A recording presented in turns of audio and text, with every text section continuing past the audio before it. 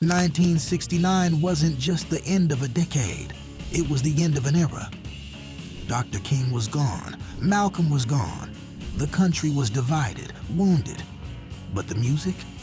The music healed. Soul artists didn't whisper.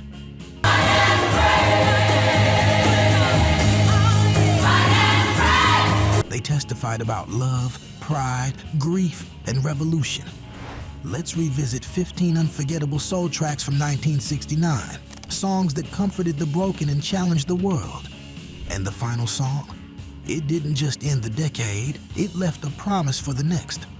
How much I love you, baby. Oh, summer day. Sit down and wonder what makes a bird. We'll take a letter, Maria. Address it to my wife. Number 15, You've Made Me So Very Happy by Blood, Sweat and Tears.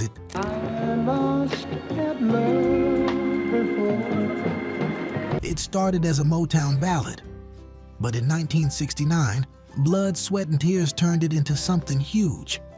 Layered with horns, rock grooves, and jazzy swagger, their version hit number 2 on the Billboard Hot 100.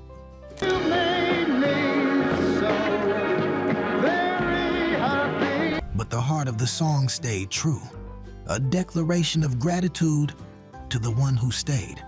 It was crossover soul at its finest, blurring genres while holding on to feeling. It didn't matter if you were black, white, young, old. If you had a radio in 1969, this song reached you. And it still does. I love you so much, you see. You're even in my dreams, I can hear. Coming up next, a love letter from a man with a saxophone and a whole lot of smooth. Number 14, What Does It Take to Win Your Love by Junior Walker and the All-Stars. Here tonight now with John Anderson from Yes and our own All-Stars, please welcome Junior Walker. Folks. Some voices plead. Junior Walker's sax did the talking. This 1969 hit is drenched in longing, laid back, romantic, and just a little bit heartbreaking.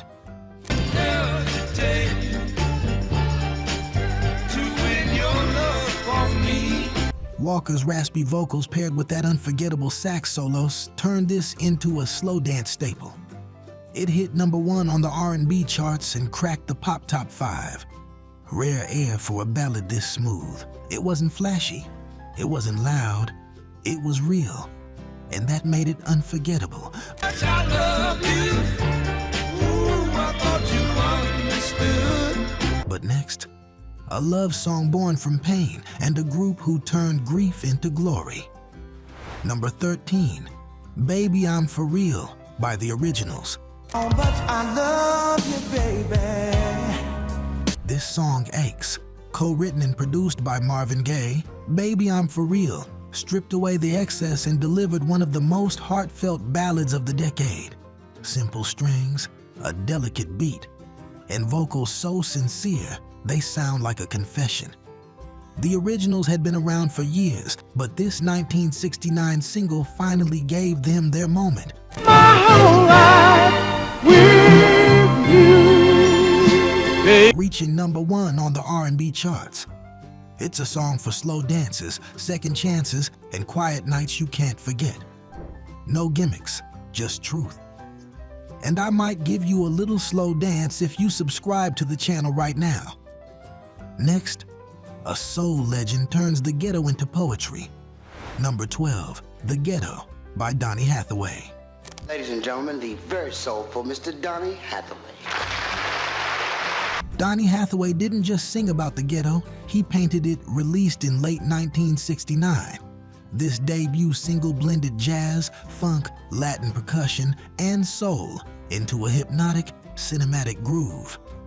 There weren't many lyrics, just a few refrains and chants, but that was the point. The rhythm told the story. Children playing, sirens wailing, lives unfolding in tight corners.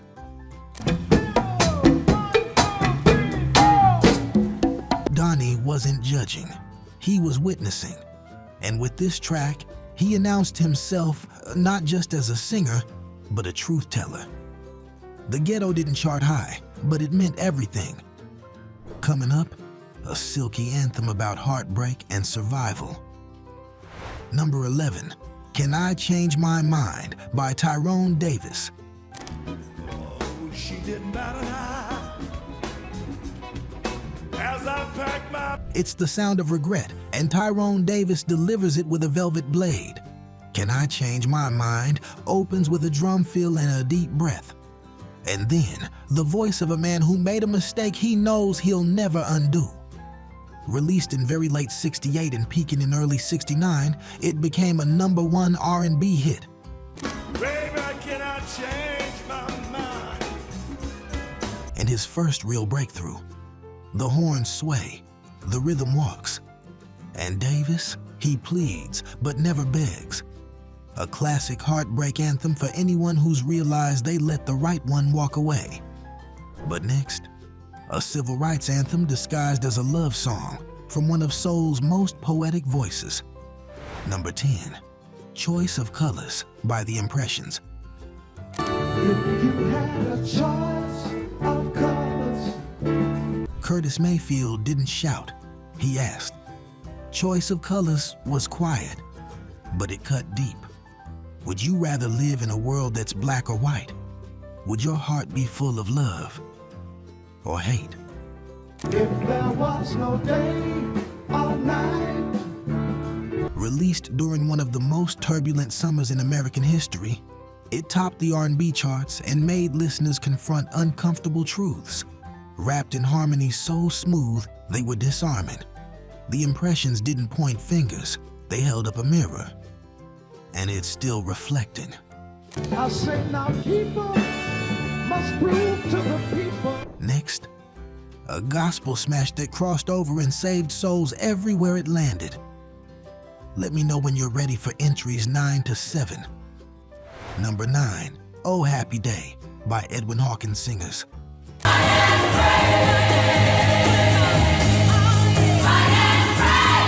No song in 1969 felt more like a sunrise. Oh Happy Day wasn't supposed to be a hit. It was a gospel recording made for a local choir fundraiser. But its joyful energy was undeniable. The song broke onto mainstream radio, climbed to number 4 on the Billboard Hot 100,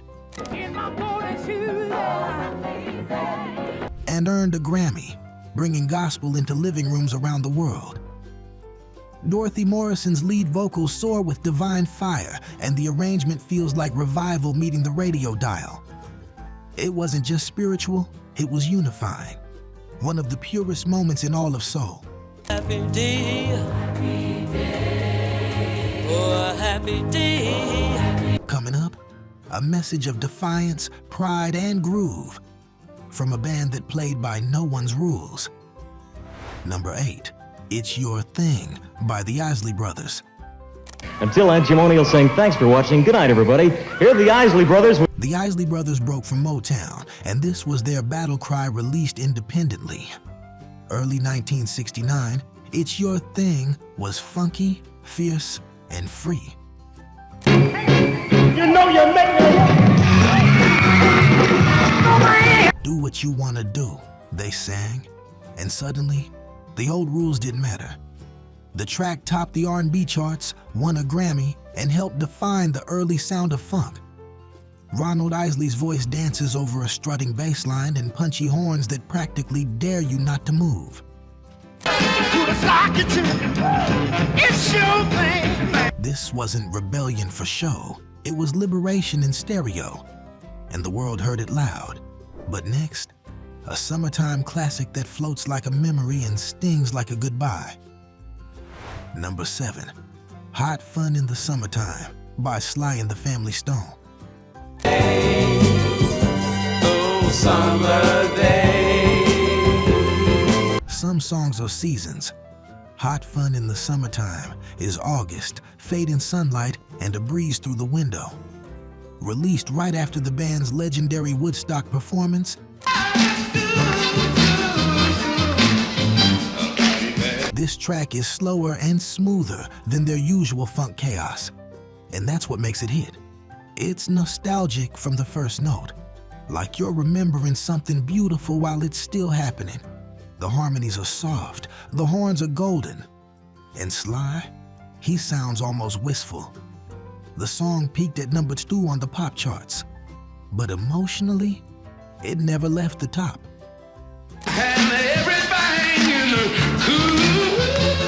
Up next, a Motown king, a love song, and the voice that melted America in 1969.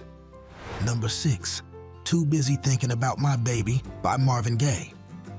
Sit down and wonder what makes a bird fly. In 1969, Marvin Gaye was grieving, still shaken by the sudden loss of Tammy Terrell when he stepped into the studio to record this track. You wouldn't know it.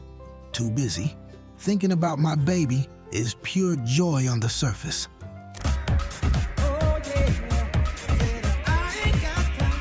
Upbeat, sweet, and effortlessly smooth. It spent 5 weeks at number 1 on the R&B chart and was Motown's biggest selling single of the year. But listen closely, and you can hear Marvin trying to stay afloat, smiling through the sadness. It's a reminder that even the brightest songs can be built from heartbreak.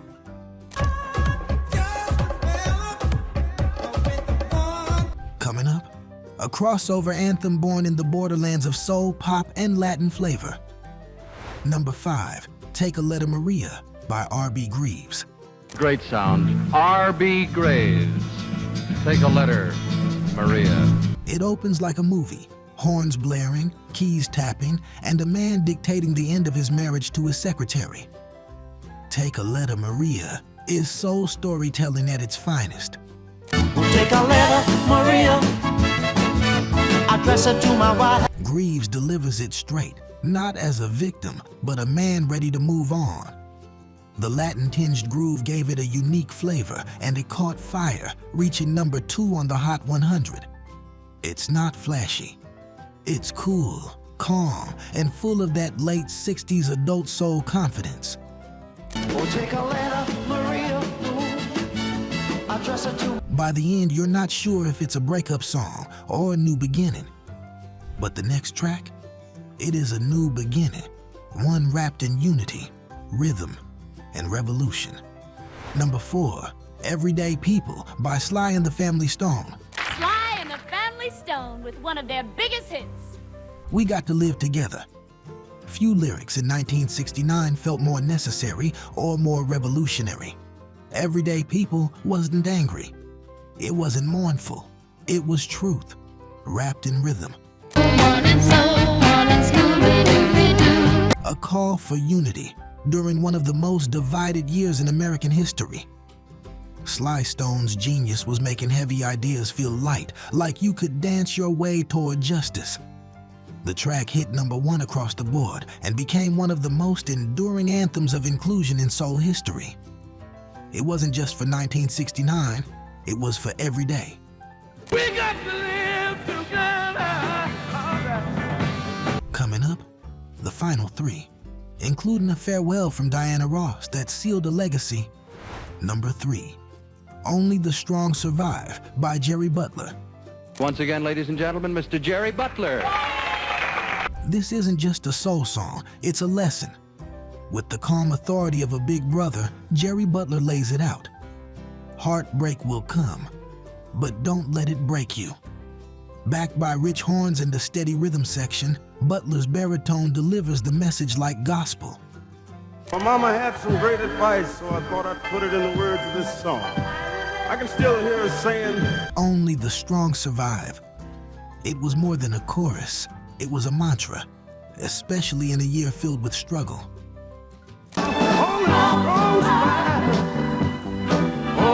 The track soared on the R&B charts and became one of Butler's most defining hits. He wasn't begging, he was teaching, and people listened. But next, a Motown farewell that became both an ending and a beginning. Number 2, Someday We'll Be Together by Diana Ross and the Supremes. And now, in their last television appearance together, here's Diana and the Supremes singing their current number 1 record. This wasn't just a song, it was a curtain call. Released in late 1969, Someday We'll Be Together marked Diana Ross's final single with the Supremes before launching her solo career. Someday we'll be together. But here's the twist. It's technically a solo track with background vocals from session singers, not the original Supremes. Still, it was billed as a group goodbye. Diana's voice is soft but commanding, hopeful but aching. It hit #1 on both the R&B and pop charts and closed the decade like a whispered promise. We'll be together, and somehow you believe her.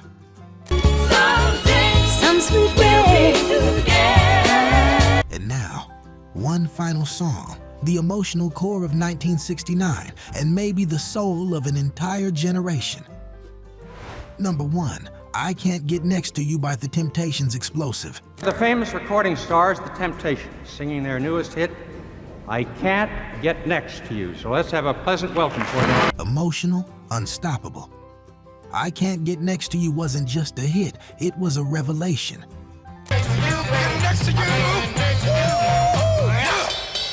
Released at the peak of producer Norman Whitfield's psychedelic soul era, it opened with a bang and never let go. Each Temptation takes a verse, pleading, flexing, shouting, each one trying to love someone they'll never reach. The arrangement is wild, fuzz guitar, gospel keys, thunderclap drums. It hit #1 on every major chart and became one of the group's biggest smashes. But underneath the swagger was sorrow. Because for all their powers, these men still couldn't touch the one thing they wanted most. And that's what made it unforgettable.